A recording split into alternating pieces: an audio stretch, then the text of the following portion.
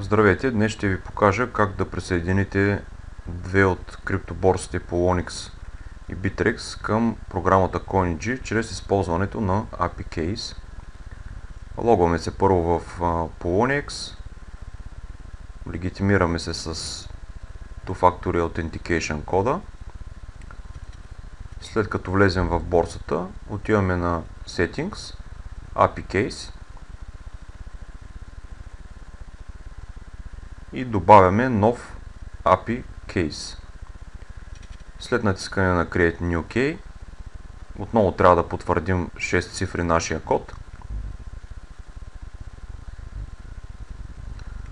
След въвеждането им се появява нов API Key, но е необходимо да потвърдим нашето желание чрез линка в посочения от нас имейл при регистрацията в сайта Polonix. След потвърждаването вече е отворена тази опция и имаме нов API Key, който се състои от API Key и Secret Key. Никога не показвайте Secret Key на когото и да било. Влизаме в програмата CoinEdge, поставяме API Key, Secret Key и потвърждаваме нашите действия, след което е добавен този кей.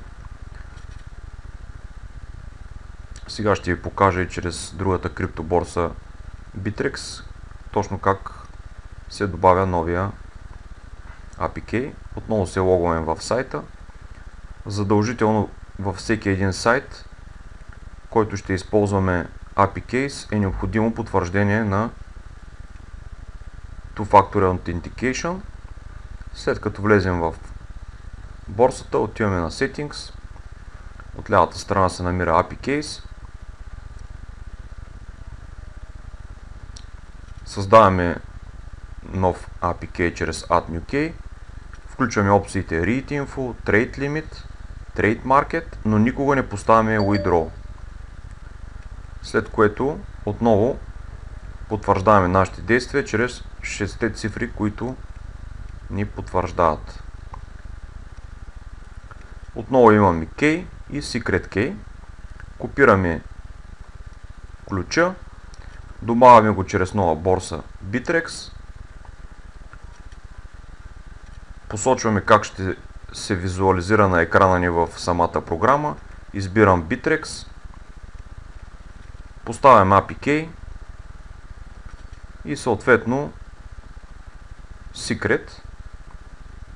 Като пак казвам, не трябва да давате на никого API Key и Secret Key, така че той ще може от тук нататък да ви управлява вашите акаунти. За да може да трейдваме, ни е необходимо да включим опцията Trading, но за целта трябва да включим и на самата програма възможността за Two-Factor Authentication. Става от Settings, включваме тази опция, даване QR кода и Secret Key, потвърждаваме отново след тяхното сканиране през телефона. Ето виждате, че сме активирали тази опция на нашия акаунт. След което се връщаме отново в Settings, API Accounts и от тук включваме опцията Trading, с което вече може да управляваме двете борси през този софтуер. Отново искам да ви напомня, никога не слагайте опцията Withdraw, с която може да разрешавате хора, които притежават вашия API Key, да изтеглят средства от вашия акаунт. Тук спокойно вече може да използвате двете борси, които сте добавили, и да управлявате всички ордери през тях. Може да се присъедините към нашата Facebook група Cryptocurrency BG, както и срещу символична такса може да се присъедините към нашия платен чат, в който постоянно се правят анализи, коментират се криптовалути и се правят обучителни видеа и вебинари. Под видеото ще оставя контакти за връзка с мен. Всеки носи отговорност за действията и бездействията си. Купувайте евтино и продавайте скъпо. Успех!